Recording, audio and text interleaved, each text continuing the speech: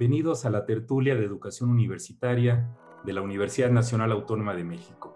En esta ocasión vamos a comentar el tema del pensamiento crítico, si lo podemos enseñar y evaluar en las universidades. Para ello tenemos tres invitados. En primer lugar, a la doctora Patricia Caratozzolo.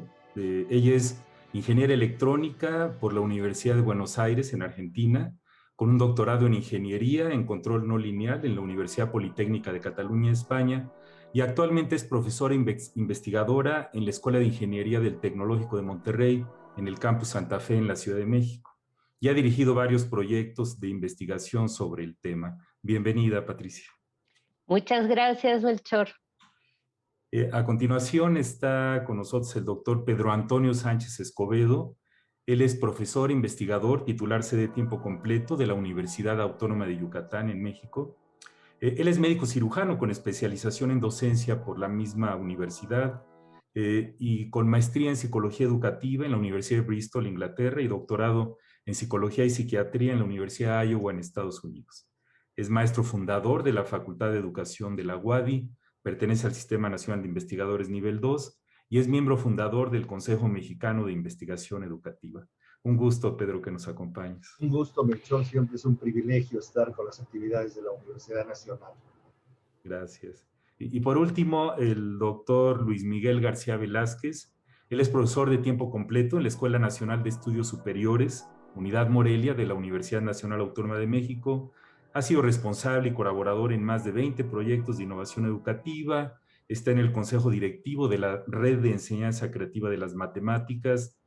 Es autor de varios textos sobre razonamiento lógico, argumentación y pensamiento crítico, y es parte del equipo de la ENES Morelia que diseñó e imparte la asignatura precisamente sobre pensamiento crítico en un curso transversal en todos los programas de la licenciatura. ¿Cómo estás, Luis Miguel? Hola, ¿qué tal, Melchor? Muchas gracias. Patricia, Pedro, ¿qué tal? Muy bien, pues para entrar al tema, recuerdo en los 70s que había esta pregunta central en la educación de Estados Unidos de Norteamérica que decía, ¿por qué Johnny no puede leer? Esta fue reemplazada en los 80s, ¿por qué Johnny no puede pensar? Ahora estamos en los 2020s y no sé qué tanto hayamos avanzado, porque de acuerdo a muchos autores y a la propuesta del marco P21 de habilidades del siglo XXI, en las 4C, de comunicación, colaboración, creatividad y critical thinking o pensamiento crítico, pues son fundamentales para ser un ser humano que aporte a la sociedad. Pues yo les preguntaría, Patricia, ¿qué es esto del pensamiento crítico y cuál es su importancia en la educación universitaria y en la sociedad moderna? Gracias, Melchor. Fíjate que el pensamiento crítico se puede definir como el análisis activo y cuidadoso de nuestras creencias y conocimientos, pero a la luz de las ideas que lo sustentan y de las conclusiones que se obtienen. El pensamiento crítico no es una secuencia aleatoria de ideas inconexas o huecas, sino es una consecuencia de ideas conectadas y con contenido. El pensamiento crítico implica un estado de reflexión, y en esa reflexión debe haber duda, debe haber perplejidad, pero también tenacidad, coherencia y búsqueda, es decir, se necesita un esfuerzo cognitivo. Y la sociedad sí, efectivamente necesita de individuos que sean pensadores críticos, pero por su propia naturaleza, la criticidad requiere un esfuerzo individual, y eso es lo difícil de entender. La sociedad está formada por individuos, la sociedad no piensa, no tiene mente para pensar. El que piensa o no piensa, como Johnny, es cada individuo. Y los jóvenes viven hoy en una confusión con los límites entre lo social y lo individual, porque actualmente en realidad les vendemos que la red es social, la diversión es social, TikTok es social, y resulta que pensar críticamente requiere un esfuerzo enorme. Y esto me lleva a la parte importante de tu pregunta. El pensamiento crítico es de vital importancia en la educación universitaria, porque resulta que entre los 18 y los 21 años, un individuo aún puede desarrollar la comprensión cognitiva en su máximo nivel. Lamentablemente, la mayoría de la población adulta jamás llega a desarrollar un nivel más alto del que tenía en la preadolescencia o la adolescencia. Y es por eso que la universidad tiene la gran responsabilidad de contrarrestar esta tendencia natural de los individuos a generar incorrectamente los pensamientos, lo que Sir Francis Bacon decía que eran los falsos ídolos, los caminos falsos del pensamiento, ¿no? Que son las supersticiones, las fantasías, mitos, malentendidos, también los prejuicios, traumas, frustraciones, la moda, ¿no? La tendencia. Esos son los falsos ídolos que hacen que pues, la sociedad moderna esté formada, lamentablemente, por más del 70% de individuos que jamás llegarán a tener la competencia de pensar críticamente. Muy bien, Pati. Pues es una situación compleja y es cuestión de escuchar las noticias y escuchar los discursos de nuestros políticos de cualquier país y de cualquier época, ¿no? Para ver la necesidad de esta competencia. Pedro, ¿qué agregarías a lo que dijo? Pues agregaría a lo que dice Patricia, que efectivamente esta es una habilidad para pensar, pero es una habilidad superior, es una habilidad que se entrena, que se desarrolla, que se cultiva, y que decimos que es superior porque es esta capacidad de poder tener flexibilidad cognitiva, de poder contraponer nuestras ideas, nuestros prejuicios, nuestros pensamientos preestablecidos y poderlos confrontar con otro tipo de evidencias, con otro tipo de pensamientos. Lo más bonito para mí del pensamiento creativo es que te permite cambiar. Una persona que es inflexible, que no cambia, que es necia, es esa persona que no puede confrontar sus propias ideas, que no tiene esa seguridad, por un lado, que es un aspecto emocional del pensamiento crítico, pero tampoco tiene las herramientas para poder tener la duda metódica que decía Descartes, esa capacidad de interrogarse, de cuestionarse y de estar convencido que la realidad, de algún modo, y la verdad son transitorias y cambian, así como debe cambiar nuestro pensamiento. Así es, gracias. Sí, de omnibus dubitandum, ¿no? De duda todo, decía Descartes. Luis Miguel, ¿qué Bueno, comentarios tendrías? justo creo que voy a conectar con lo que estamos platicando ahora, ¿no? Bueno, a mí me gustaría empezar por reconocer que la pregunta para nada está acabada, ¿no? Me parece que hay una gran variedad de formas de caracterizar el pensamiento crítico, creo que me gustaría empezar reconociendo eso, y a mí en particular hay una que me ha resultado muy útil, ¿no? Que es retomar este planteamiento que hace John Dewey cuando dice que la reflexión crítica sucede en la duda frente a la acción. Y lo tomo de esta manera porque a mí me ha resultado muy útil para el trabajo de diseño didáctico, ¿no? Cuando las personas estamos de cara a tomar decisiones, tenemos la posibilidad de imaginarnos alternativas, de imaginar lo que no está ahí presente. Tenemos la posibilidad de considerar cuidadosamente, como nos decía Patricia hace rato, ¿no? Lo que intuimos, lo que creemos, la información que tenemos y la que podemos conseguir. Todo eso tenemos oportunidad de hacer un inventario en ese momento, pero también de anticipar las posibles consecuencias de las acciones que podríamos emprender. Todo eso está ahí presente cuando tenemos una decisión frente a nosotros, a nosotras. Y yo creo que como personas que nos dedicamos a educar, pues habilitar esos momentos de reflexión, dar un margen para que después podamos regresar sobre los pasos y revisar y refinar el pensamiento si cabe, si es posible. Y eso para mí sería una vuelta completa de pensamiento crítico, ¿no? El tener esta posibilidad de ponerlo en práctica, pero después regresar y en caso necesario, pues prever una estrategia para poder mejorarlo, si es que encontramos que eso es lo que podemos hacer. Yo creo que tomando esta conceptualización, hablando ya sobre el impacto social, me parece que es muy relevante para la educación universitaria, pero es muy relevante para todos los niveles educativos. El que podamos proponer experiencias de aprendizaje que sean situadas. El aprovechar las experiencias de aprendizaje cuando son situadas nos permite vincularnos como instituciones educativas con los contextos en donde estamos ubicados, ¿no? Como instituciones. Me parece que esto favorece el pensar, el atender fenómenos, problemáticas complejas que están presentes en nuestros entornos a partir de este ejercicio del pensamiento crítico, proponer espacios de pensamiento colectivo y promover en nuestras comunidades una actitud permanente de vigilancia crítica. Creo que eso sería una de las posibilidades que podríamos atender. Muy bien, Luis Miguel, muchas gracias. Pues la cuestión de las definiciones siempre es compleja porque, como en todo, tendemos a querer disminuir la incertidumbre y que nos digan, esta es la definición, y esta es la definición que va a venir en el examen final, y es la definición que va a venir en la pregunta de opción múltiple del examen final.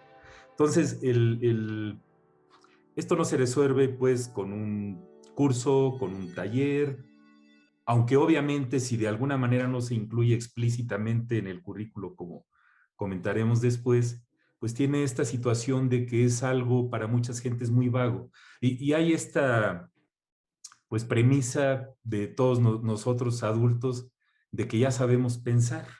Y alguna vez intenté hacer un curso de razonamiento clínico y se me dijo, pero ¿por qué si ya los estudiantes universitarios ya saben razonar y saben pensar? ¿Por qué les vas a enseñar eso? Y sin embargo, es cuestión de ver todos los días lo que pasa desde las discusiones a la hora de la cena con la familia, las discusiones ahora en Zoom con nuestros colegas y las interacciones cotidianas que tenemos con los estudiantes. Entonces, pues es complejo el tema, pero de tremenda importancia. Yo quisiera ahora pasar a un sondeo con docentes sobre cómo estimulan el pensamiento crítico en sus estudiantes.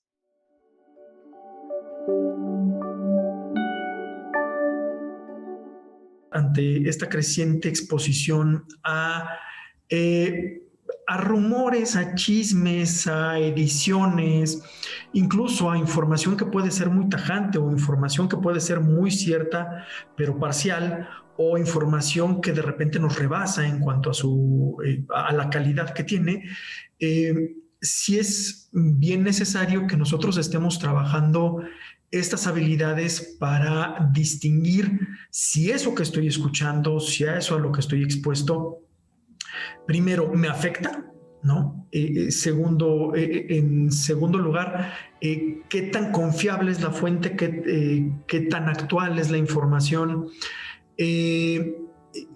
si alguien me lo hizo llegar de buena manera, vamos, con una buena intención o no. Son este tipo de circunstancias a las que nos enfrentamos cuando hablamos de pensamiento crítico o de un consumo crítico ante esta oleada de información que ha resultado en la pandemia.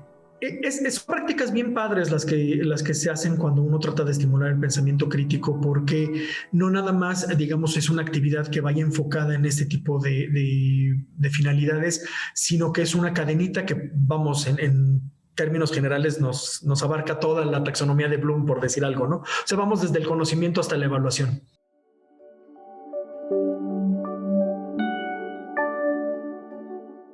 Estamos en la tertulia de educación universitaria de la UNAM platicando sobre pensamiento crítico.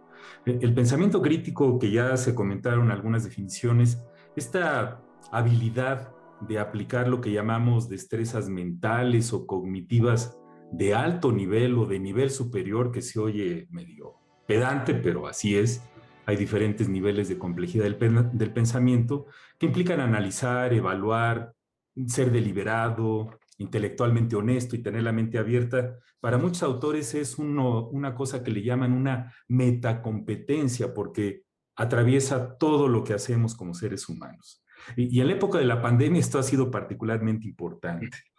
Pedro, pues ¿cómo ves cuál ha sido el rol del pensamiento crítico en las universidades en esta época pandémica y qué retos y obstáculos ha habido para pues enseñarlo, modelarlo como rol y aplicarlo? Quizás la clave consiste en entender que el pensamiento crítico no se enseña. El pensamiento crítico se cultiva, se desarrolla, se promueve. Y Parte de este proceso para que las personas podamos tener habilidades superiores de pensamiento y poder reestructurar nuestras ideas, replantear nuestros argumentos, reside en esa capacidad de interactuar con otros. Yo pienso que para realmente ser un pensador crítico, uno tiene que comparar, contrastar, confrontar sus ideas con otras personas. En la pandemia, evidentemente, la actividad grupal, la interacción entre grupos, pues se reduce y se limita a cuestiones en video, por ejemplo. Y eso también quizás nos disminuye las posibilidades de ejercitar, de cultivar esta disciplina del pensamiento crítico. Lamentablemente, Patricia decía en el bloque anterior, muchos de nuestros estudiantes se basan en redes sociales, adquieren su información de forma muy poco crítica de Internet, creen todo lo que leen, nunca cuestionan lo que escuchan. Y yo creo que las universidades en este sentido juegan un papel importante. En nuestros centros de educación superior tendríamos que tener espacios para dialogar, espacios para confrontar nuestras ideas, espacios para enseñar cómo proponer argumentos y refutarlos. Y en fin, esto es como cualquier otro ejercicio, espacios para que los muchachos puedan desarrollar y afinar sus capacidades de crítica. Gracias, Pedro. Luis Miguel, ¿qué comentarios nos tendrías de este punto? Yo coincido con Pedro en que uno de los mayores retos, bueno, yo creo que como colegas coincidiremos mucho, ¿no? Que en la pandemia ha sido muy difícil, cuando ya habíamos aprendido a organizar ciertos espacios de conversación en las aulas, movernos a estas plataformas ha sido todo un reto, también una oportunidad. Creo que hemos podido tomar ventaja en algunos casos de las herramientas tecnológicas para ahora hacer cosas de otra forma, imaginarnos otras formas de hacer las cosas que nos permiten mantener esa conversación. A mí me gustaría aprovechar este espacio también para platicar un poquito sobre la experiencia de la asignatura transversal de pensamiento crítico en la ENES Morelia y contarles, por ejemplo, compartirles que cuando se diseñó este programa hicimos una revisión de otros programas más o menos cercanos que estaban en otras instituciones y encontramos que había toda una serie de propuestas que estaban suponiendo que cuando uno toma decisión, regreso un poquito como a la definición que di al principio, que cuando uno toma una decisión está en las mejores condiciones, tiene tiempo para hacerlo, tiene tiempo para buscar la información que necesita y hay muchas condiciones que están fijas. Y ese esquema de decisiones que son de alguna manera poco dinámicas no nos preparan para la incertidumbre. Entonces, algo que fue muy básico cuando se planeó el curso era incluir otro tipo de abordajes, porque creo que la pandemia nos ha demostrado que la experiencia que tenemos no es suficiente, ¿no? Nos parece que la experiencia de vida que tenemos no ha sido un referente para poder anticipar lo que ha pasado y lo que está pasando con nosotros ahora. Hay muchos estudios, muchos elementos teóricos muy interesantes, desde el estudio de los sesgos y las heurísticas, desde el estudio de la toma de decisiones en condiciones de incertidumbre, que me parece que son valiosos de incorporar a la enseñanza del pensamiento crítico. Creo que es un buen momento para reflexionar y ver en el trabajo que hacemos dentro de las universidades de qué manera podemos incorporar este tipo de líneas de pensamiento. Y creo que dicho eso, también tengo que insistir en que conocer sobre los fenómenos cognitivos, sobre las posibilidades de limitación de nuestro pensamiento no garantiza que construyamos razonamientos impecables. Entonces, insistir en lo que ya han dicho mis colegas, es un asunto de practicar, es un asunto de entender que este es un ejercicio de práctica que debe ser constante, que debe ser cuidadosa y yo me atrevería a decir que tendrá que ser deliberada. Muchas gracias, Luis Miguel. Patricia, ¿cuál ha sido tu experiencia en este tema? Pues basándonos en que el pensamiento está hecho de palabras, pues nos damos cuenta que si el corpus léxico de una persona es muy limitado, su capacidad de pensamiento también va a ser limitada. Y tú decías hace un rato que sonaba demasiado presumido hablar de habilidades superiores, pero es que sí las son, implican esa capacidad del ser humano de utilizar el lenguaje para ordenar sus ideas. Entonces, en esta época de pandemia, pues la prevalencia de los falsos ídolos del pensamiento pues es mucho mayor, porque debemos sumar el miedo, las fobias y los estados de inestabilidad mental. Toda esta situación hace que los individuos pues suframos mucho más en lo que se llaman las disposiciones del temperamento, que se requieren, en forma primordial para poder entrenar, ¿no? Como decía Pedro, para poder entrenar este pensamiento crítico. Si no hay automotivación, motivación intrínseca, autoconciencia, no podemos hacer una ampliación de la perspectiva, no podemos observar la diversidad y no podemos enfrentar la incertidumbre, la volatilidad y la ambigüedad. Y bueno, y la pandemia es todo eso, es una sopa de ambigüedad y volatilidad. Si a eso le sumamos el confinamiento, la imposibilidad de vernos interactuar cara a cara, pues muchos profesores universitarios han tenido que trabajar en forma desesperada, digamos, con el tema de la tecnología, y han desatendido otro tipo de actividades, o mejor dicho, experiencias, como decía Les Miguel, estas experiencias desde el punto de vista de John Dewey, ¿no? La experiencia metacognitiva, que significa armar este puzzle que es la capacidad de pensar críticamente. Y bueno, en la pandemia hay otros retos. Este es uno, el reto de Zoom. El reto de Zoom nos obliga además, o cualquier otra plataforma de videoconferencia, nos obliga además a estar, además de hacer una interpretación del lenguaje, tenemos que hacer una interpretación de la imagen. Y nuestros jóvenes son los menos entrenados en interpretación de imágenes debido a el entretenimiento que resulta de todas las plataformas tipo Instagram y YouTube, donde el bombardeo de imágenes es tan rápido que se pierde el sentido de lo que se está viendo. Entonces, si sumado a eso tenemos el tema del lenguaje WhatsApp, tenemos un debilitamiento del corpus léxico por un lado, un debilitamiento de la interpretación más primitiva, ya no digo ni una semiótica, ¿no? Una interpretación primitiva de lo que significa una imagen. Entonces, pues sí, estamos en un gran problema y tenemos muchos retos y obstáculos para poder resolverlo en la universidad en este momento. Por eso hay que ser bien, bien creativo, como decía Luis Miguel, bien creativo en las actividades que realizamos, experiencias. Así es, Pati.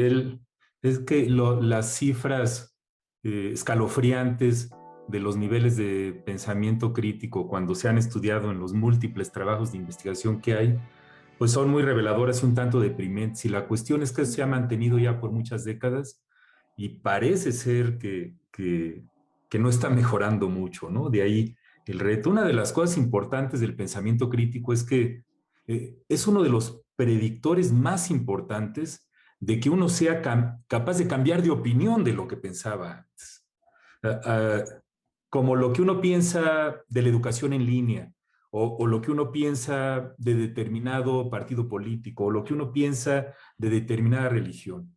Parte del pensamiento crítico, conforme se desarrolla, es el ser capaz de reconocer estas cosas y poder modificarlas, ¿no? Modificar la percepción propia. Y ahí nos enfrentamos, como decía Luis Miguel hace rato, con el asunto de todas estas heurísticas cognitivas que existen desde tiempo inmemorial, que forman parte de la supervivencia de nosotros como especie, que tienen su connotación primitiva, pero que nos hacen tomar decisiones a veces con el sentimiento de tripa, que se vale muchas veces, pero que no va acompañada de esta reflexión, de un de un abordaje más profundo, de ver las diferentes aristas del problema, entre otras cosas. Y estos sesgos cognitivos o disposiciones cognitivas a responder ahí están. Y es muy difícil mover eso en las personas. Yo creo que el otro factor que influye, y sobre todo este año, es la cuestión de las emociones. Las emociones no se pueden separar del pensamiento, y para algunas gentes que piensan que el pensamiento crítico es algo frío, como el análisis de decisiones, en donde uno puede cuantificar de manera muy precisa ahora sí que los efectos de los nodos de decisiones, la utilidad del resultado de una decisión y esto que se llama la maximización de la utilidad esperada para los valores que uno abraza, no ocurre así en la vida real. Entonces eso nos complica todo muchísimo. Pero en fin, el reto es muy grande y en el siguiente bloque comentaremos pues, sobre algunas estrategias para promover esto en estudiantes y docentes. Antes de pasar a una pausa, invito a la audiencia a contactarnos en las ligas de contacto que aparecen en la pantalla. Si tienen alguna pregunta, comentario, algo que pueda enriquecer el resultado de esta discusión que tenemos. Muchísimas gracias y pasamos a continuación a una pausa.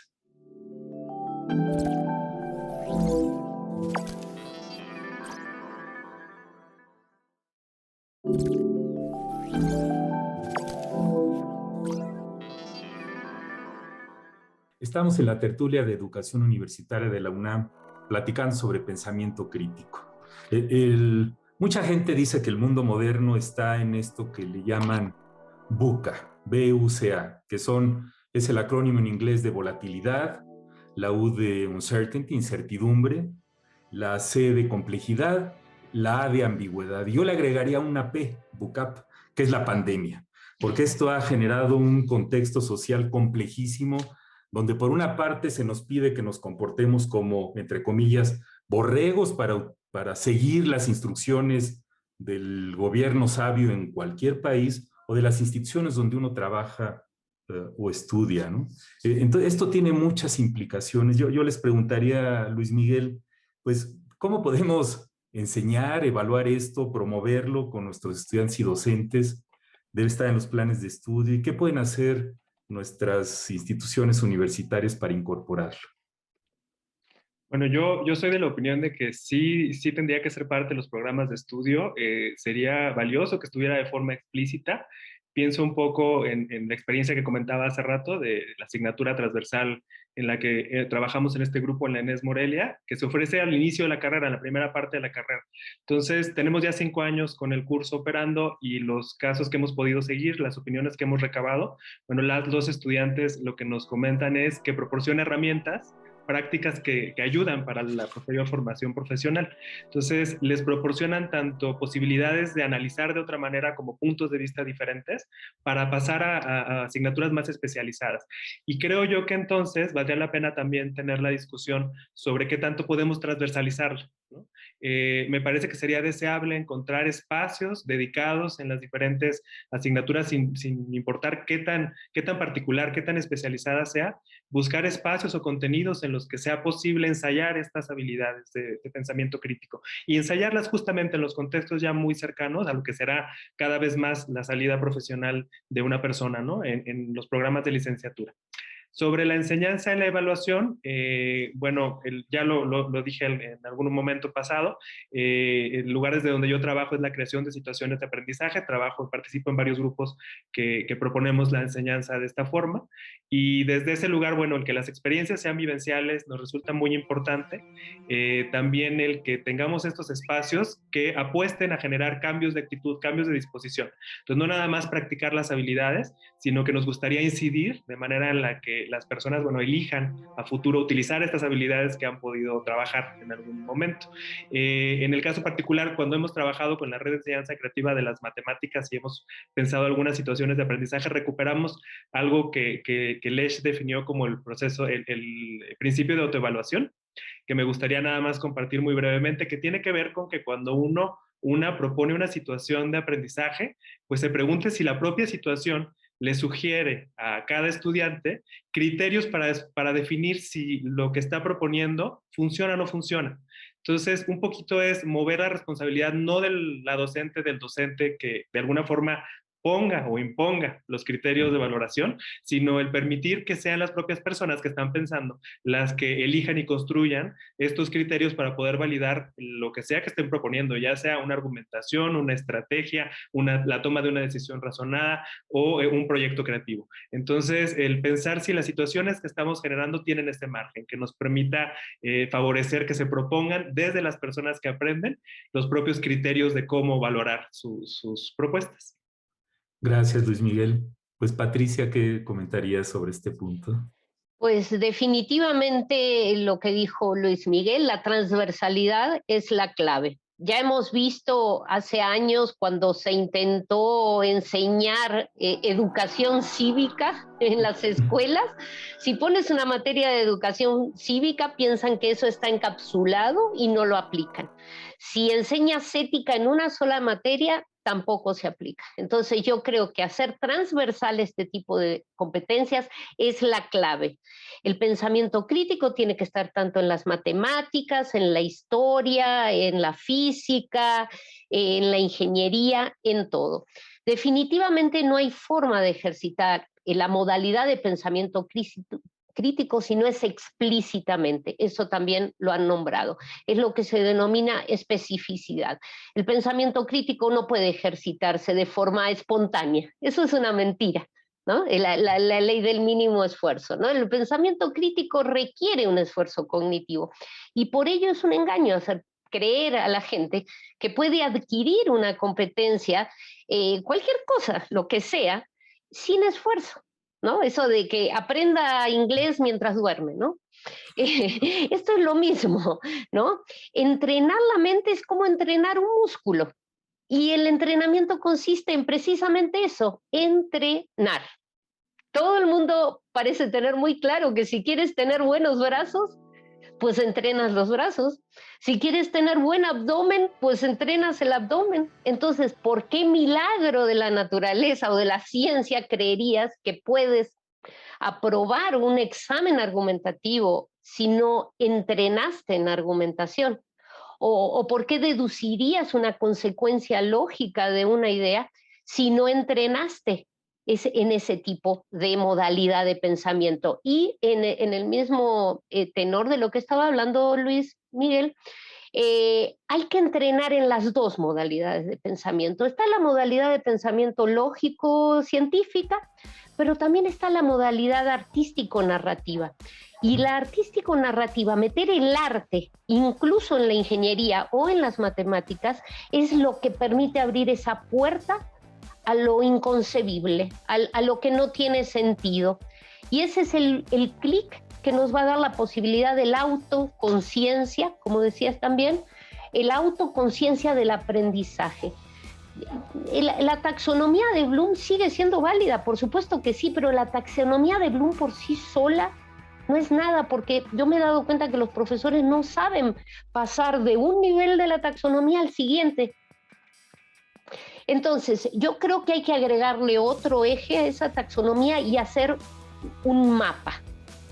Y además hay que agregarle unos escalones, que son el esfuerzo cognitivo. Hay que agregarle el espacio factual, el espacio procedimental, el espacio metacognitivo, el más importante. Darnos cuenta qué estamos haciendo. Y cuando podamos saber qué estamos haciendo, vamos a ser conscientes de lo que estamos pensando. Y ahí posiblemente podamos mostrar alguna criticidad. Muchas gracias, Patricia. Pedro. Bueno, quizás el antecedente más importante del entrenamiento en los muchachos del pensamiento crítico se remonta a más de 2000 años con Sócrates, ¿no? Creo que la mayéutica, este método que tenía el maestro de preguntar, cuestionar, sembrar la duda, promover la discusión, creo que eso es la esencia de cómo entrenar el pensamiento crítico.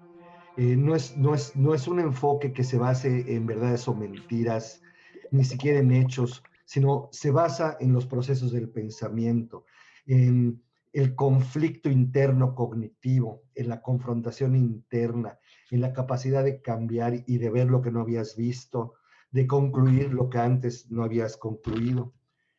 Lamentablemente, y en eso yo a veces me atrevo a proponer que el pensamiento crítico no se puede enseñar, porque un maestro no puede enseñar pensamiento crítico si él mismo no es un pensador crítico. No puedes dar lo que tú no tienes. Desde luego, hay en el currículum y en las taxonomías aspiraciones que quizás lleven al alumno a evaluar, a contraponer, pero esto no se hace en un esquema tradicional de educación. Esto se hace en una educación más personalizada, en un debate uno a uno, en pequeño grupo.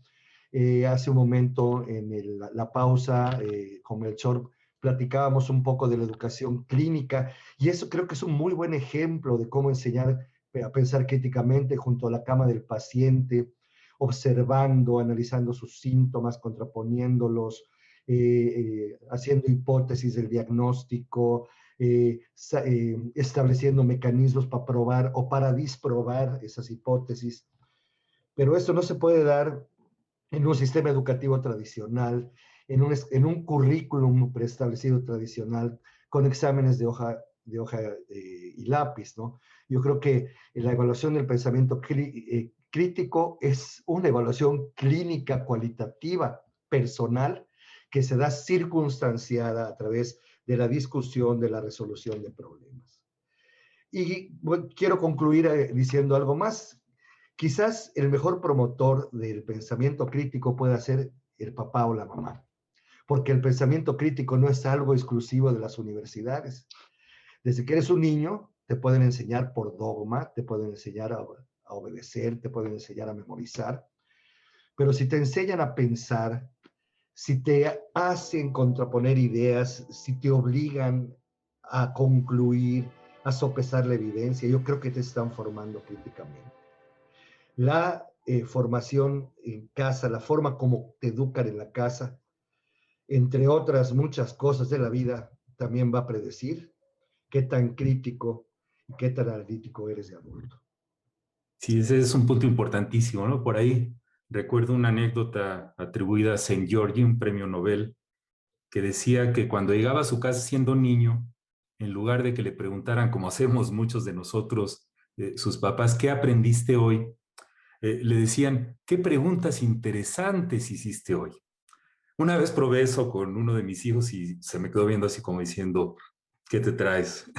Es pregunta capciosa, porque el reto no es menor, ¿no? En educación insertar cuestiones de este tipo que requieren una visión sistémica, holística, de todo el proceso educativo que implique una razonable alineación, aunque se oiga muy lineal, entre el currículo, los planes y programas de estudio, los métodos de enseñanza que deben ir anclados con la formación docente adecuada y con los métodos de evaluación, pues es indispensable, ¿no? Porque si yo les digo que quiero un profesional que ejerce el pensamiento crítico, pero las evaluaciones sumativas de fin de curso para que se gradúen y que pasen, les pregunto predominantemente cosas de memoria que impliquen no argumentar, etcétera, o en el ambiente práctico en los hospitales que viví con mucha frecuencia, si no hay este ambiente en el que uno se sienta psicológicamente seguro, básicamente lo que uno hace es cumplir órdenes, que está bien en determinados momentos de emergencia, un terremoto, una inundación, se requieren, pero en el andar cotidiano de la vida sí se requiere reflexionar y ejercer estas habilidades. Pues a continuación vamos a escuchar el testimonio de unas alumnas sobre si ejercen el pensamiento crítico en sus actividades académicas y cuál ha sido la respuesta de sus profesores o compañeros.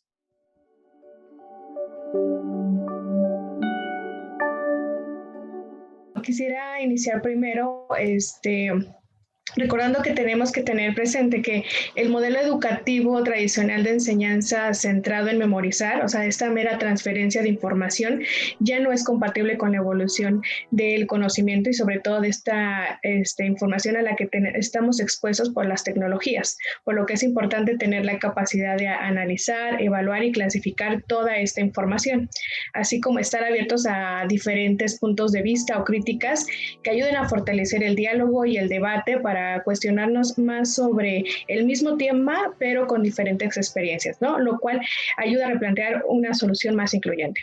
En el caso del sistema universidad abierto, es primordial fortalecer estas habilidades, ya que es un sistema autónomo, ¿no? Pero a la vez debe ser acompañado de las y los profesores.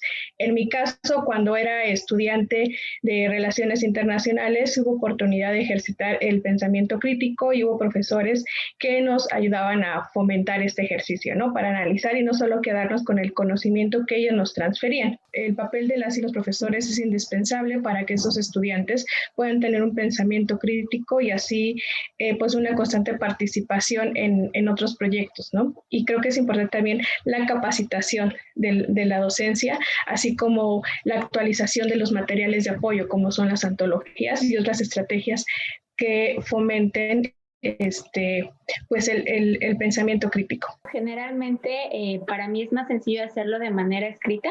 Cuando los trabajos son, por ejemplo, ensayos, siempre incluyo una pregunta, una duda, o siempre cierro haciéndome este cuestionamiento de por qué tendrían que ser así las cosas, o por qué dicen que deberían de ser así, no sé, ¿no? Pero generalmente lo hago más de manera escrita. En el salón de clases se crean debates y también me gusta participar. En cuestión de cómo los profesores lo toman, la verdad creo que la facultad fomenta mucho este tipo de pensamiento. Por lo tanto, los profesores también ponen temas dentro del salón de clases para que se haga este debate y podamos ejercer el pensamiento crítico en diferentes áreas, en el caso de mi carrera, pues de la educación. Por supuesto que hay docentes que tienen ciertas posturas sobre diversos temas muy particulares, que a veces es complicado no que te lo acepten porque te escuchan, nunca te dicen no, sin embargo defienden más su postura, ¿no? Creo que en estos tiempos el pensamiento crítico y sobre todo en carreras como lo son la pedagogía, hacen que como egresados, como futuros pedagogos ya titulados, podamos realmente hacer un cambio en cuanto a temas educativos y cómo vemos la educación, cómo nos gustaría que fuera y sobre todo cuestionarnos de si las cosas que están haciendo actualmente las están haciendo correcto, ¿no? O las están haciendo de la mejor manera posible.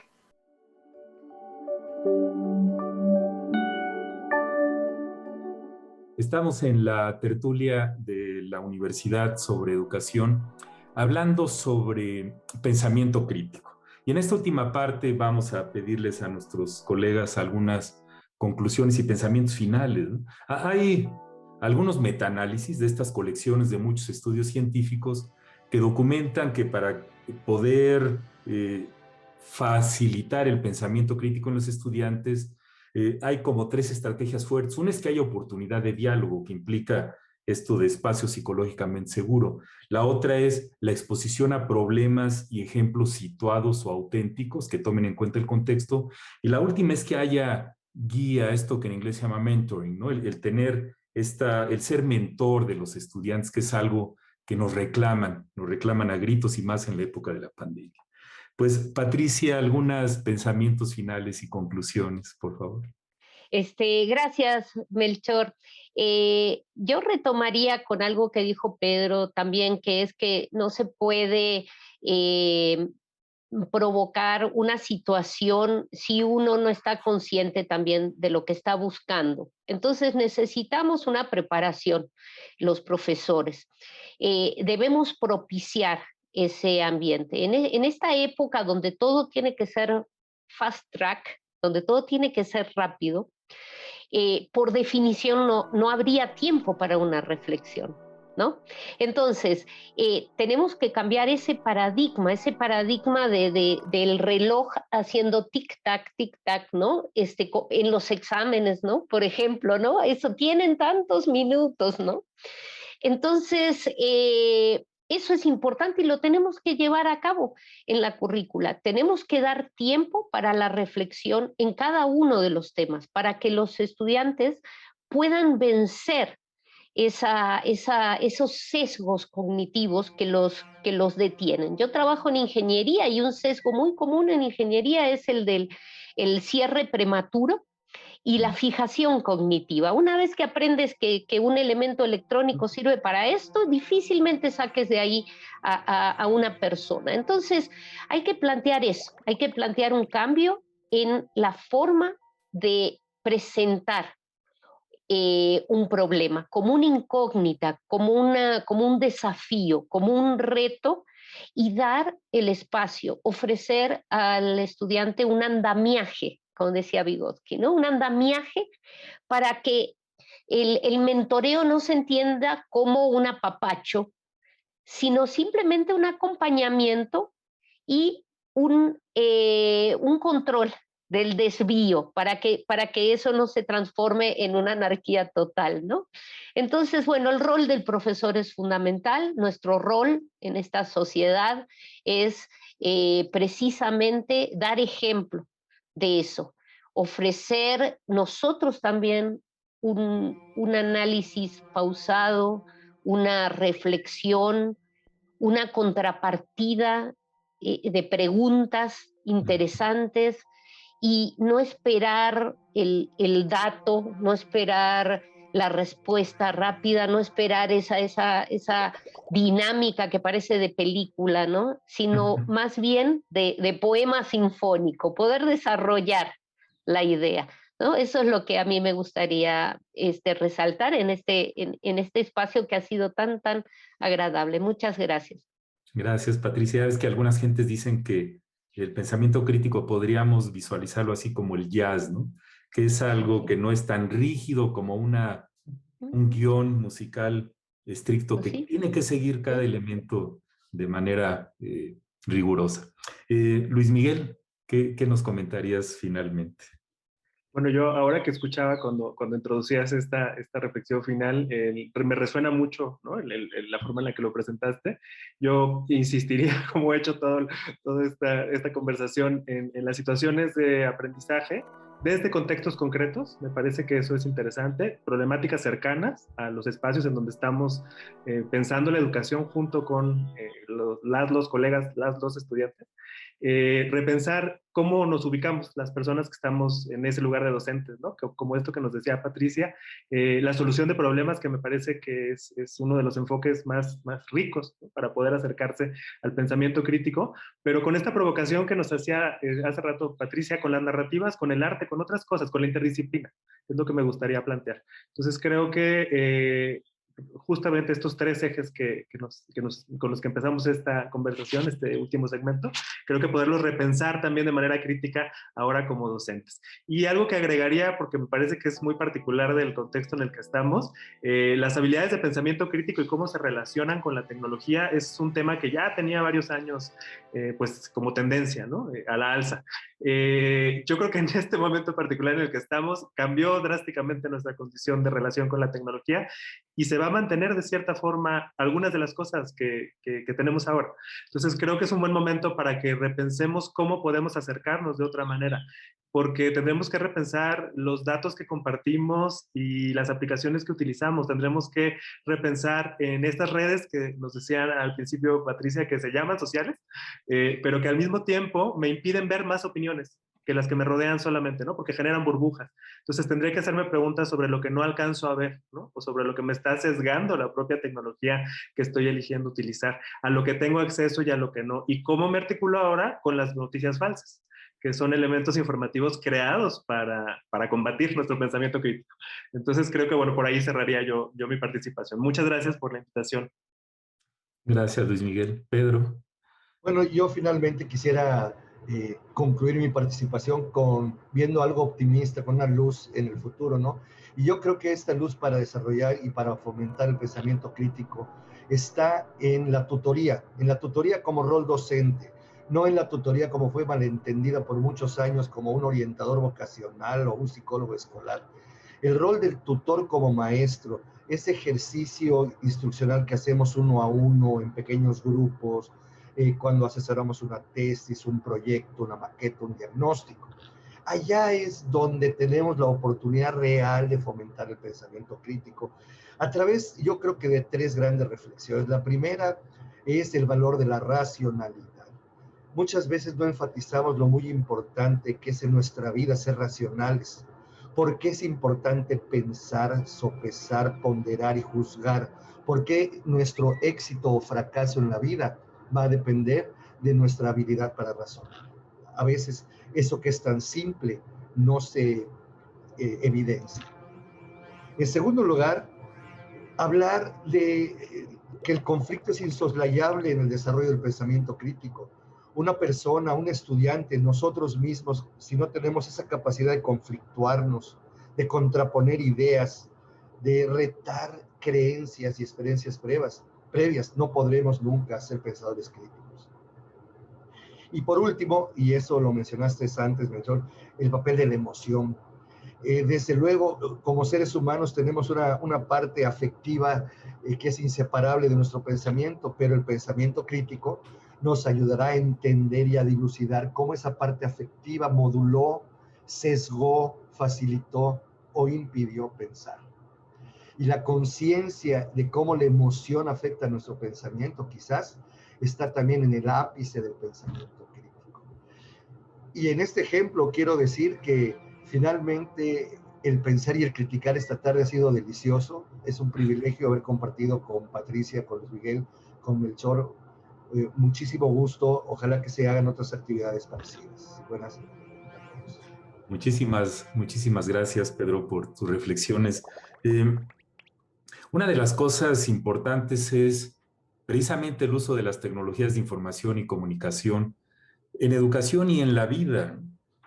Es increíble cómo tomamos la decisión de cambiar de dispositivo digital o de celular nada más porque salió el nuevo.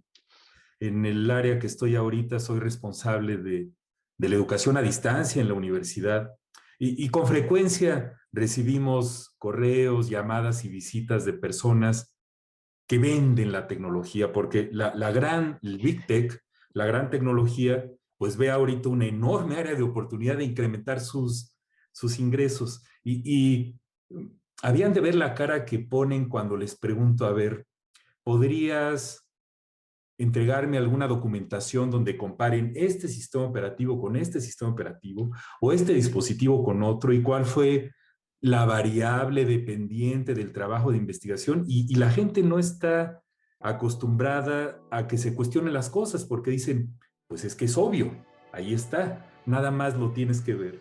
Yo creo que el desarrollo del pensamiento crítico es importantísimo en la época actual, más que nunca. Calentamiento global, sustentabilidad, género, a todo lo que ustedes quieran, aplica el pensamiento crítico, en lugar de respuestas instintivas sin pensar. Y tomando muy brevemente el aspecto de la plataforma que estamos utilizando ahorita para grabar el programa,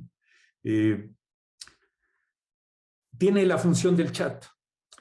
Esta palabra que ya se metió en nuestro vocabulario, y es fascinante ver el diálogo paralelo y el intercambio de ideas que ocurren a veces en el chat, que a veces es más rico que lo que está diciendo el experto, entre comillas, o el experto de verdad que está hablando en el video, ¿no? Yo creo que aprovechemos las tecnologías para mejorar la educación, las actividades asincrónicas, que es como el arma secreta de la educación a distancia, se prestan más a reflexionar, a pensar, al intercambio de ideas por escrito, en fin, en donde el maestro tiene que ayudar y para eso se requiere modelar el rol del pensamiento crítico.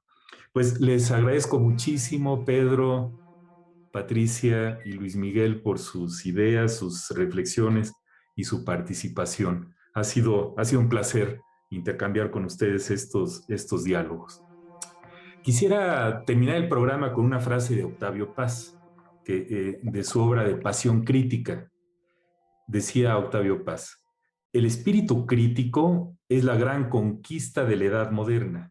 Nuestra civilización se ha fundado precisamente sobre la noción crítica. Un pensamiento que renuncia a la crítica, especialmente a la crítica de sí mismo, no es pensamiento.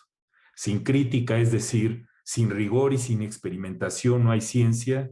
Sin ella tampoco hay arte y literatura. Inclusive diría que sin ella no hay sociedad sana.